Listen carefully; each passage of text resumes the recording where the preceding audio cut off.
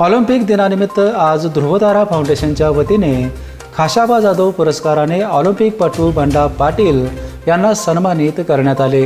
यावेळी पाटील यांनी खाशाबा जाधव यांना पद्मविभूषण पुरस्कार तर स्वतःला शिवछत्रपती क्रीडा पुरस्कार मिळाला पाहिजे अशी अपेक्षा व्यक्त केली।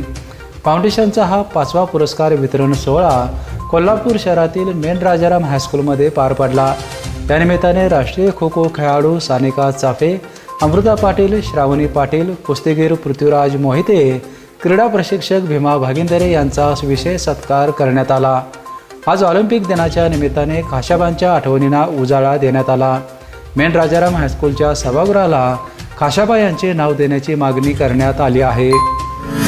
त्यांनी केलेलं कष्ट, त्यांनी केलेली जिद्द, त्याचे केलेले परिश्रम या सगळ्याचा यशोचित गौरव नवीन पिढीला या ऑलिम्पिक दिनाच्या निमित्तानं ऐतिहासिक समोर इतिहास यावा या हेतून या फाउंडेशननं त्यांचा गौरव केलेला आहे। आज बंडा पाटील यांनी विचारलेलं की शासनाच्या वतीनं मला पुरस्काराची अपेक्षा आहे, परंतु आम्ही नक्कीच याच्यामध्ये सकारात्मक विचार करून प्रशासनाच्या वतीनं त्यांची शिफारस ऑलिम्पिकपटू सहभागासाठी जर ऑलिम्पिकचा नियम असेल त्याच्यासाठी आम्ही नक्कीच शिफारस या विभागीय उपसंचालक कार्यालयाच्या वतीनं क्रीडा विभागाकडू आणि करू।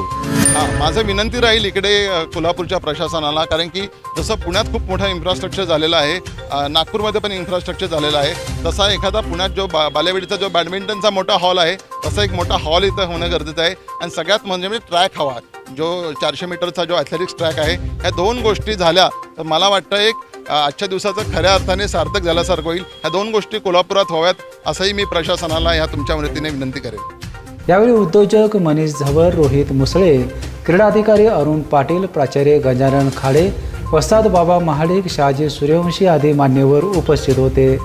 बेपेनसाठी कोल्हापूरहून विजय यशपुत्र।